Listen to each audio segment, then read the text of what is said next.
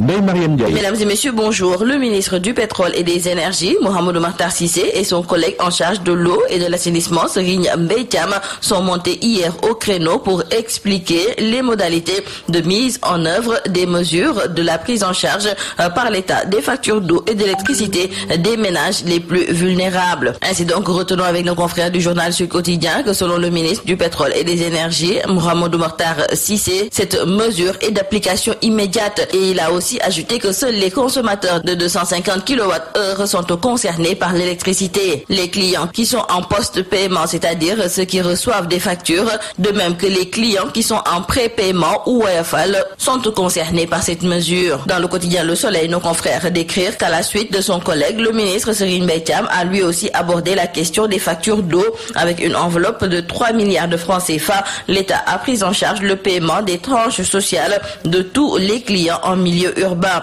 Elles équivalent à 20 mètres cubes ou 20 000 litres d'eau de consommation. Les modalités dépendent de l'organisation de la facturation qui divise les clients en deux groupes. Cependant, il faut signaler avec nos confrères du journal Le Sud Quotidien que l'appui dans le paiement de la consommation d'eau annoncé par le chef de l'État ne peut pas être appliqué pour le moment dans le monde rural. Et pour cause, le ministre de l'eau et de l'assainissement, Serigne Mbaye Thiam, a expliqué qu'il n'y a pas un organisme unique pour gérer la distribution de l'eau en milieu rural. Serigne Mbaye Thiam reconnaît donc que le fait que la gestion de l'eau dans ces localités soit confiée à des associations d'usagers des forages ruraux, des organismes qui n'ont pas de moyens efficaces pour mesurer la consommation des clients, puisse être en blocage dans l'opérationnalisation de la mesure. Et en pareille circonstance, ajoute-t-il, la transparence de l'aide donnée aux ménages pose problème dès l'instant que l'État n'a pas les moyens de contrôle. Et il faut noter que les agents de la Sen'Eau et surtout les releveurs vont commencer aujourd'hui et pour une durée de 10 à 15 jours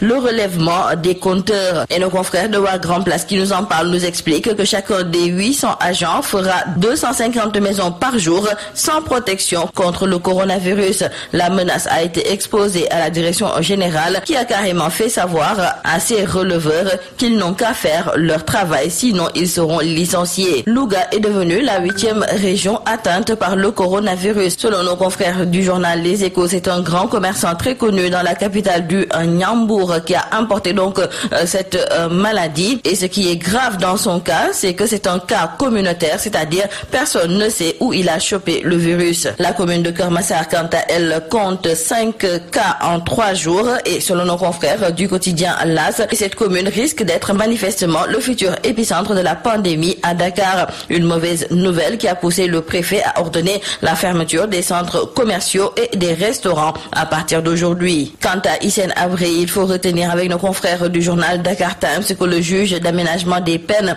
a pris la décision d'élargir l'ancien président tchadien. C'est juste après 19 heures qu'il a été libéré. Et selon nos confrères de Vox Populi, c'est le Corona qui a libéré Hissène Habré pour 60 jours. L'ancien président du Tchad va rester en résidence surveillée dans sa maison à la cité avion de Ouakam. Dans la guerre contre le coronavirus, nos confrères de Direct News nous parlent aujourd'hui de ces génies sénégalais qui sont au front. Nos confrères nous parlent notamment du professeur Moussa Seydi, l'homme qui vainquit les virus Ebola, mais aussi du professeur Souleymane Mboup, celui qui découvrit le VIH2, le docteur Amadou Alpha Sall qui enseigne la virologie entre Dakar, Paris, New York et Hong Kong, de même que le docteur Abdoulaye Bousso, gestionnaire de crise sanitaire, mais aussi nos confrères n'ont pas oublié le personnel dévoué dont la bravoure et l'abnégation n'ont pas de prix. Dans le journal Enquête, nos confrères se sont intéressés à la prolongation de la fermeture des écoles, ce qui fait que les écoles privées de l'élémentaire au supérieur sont au bord de l'apoplexie. Nos confrères nous indiquent que les parents d'élèves et d'étudiants ne paient plus les mensualités et attendent de voir, et ces mois sans scolarité se répercutent déjà sur le fonctionnement des établissements privés qui peinent à recouvrir les mensualités et ainsi faire face à leurs charges fixes.